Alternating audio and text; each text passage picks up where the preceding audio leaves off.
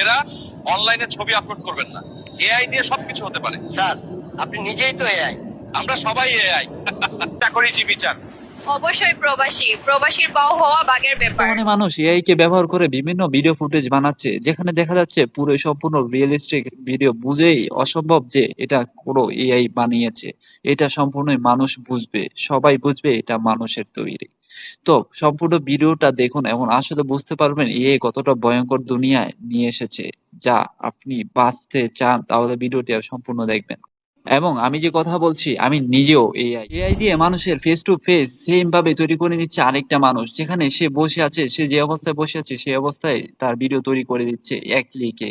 এই জন্য দাজ্জালে পূর্ণ আবাস, দাজ্জাল যেন দিয়ে আসছে পৃথিবীতে। এআই এর অপব্যবহার ফলে মানুষের ইমান আমার সবকিছু ধ্বংস হয়ে যাচ্ছে।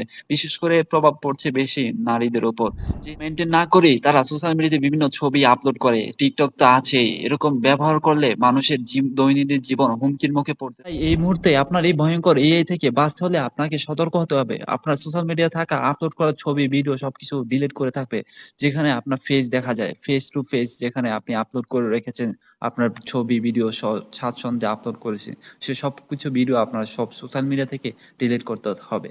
না হলে আপনার জীবন পরবর্তীতে ঝুঁকিপূর্ণ হতে পারে এবং পরিবারের হুমকির মধ্যে পড়তে পারে আপনার জীবন।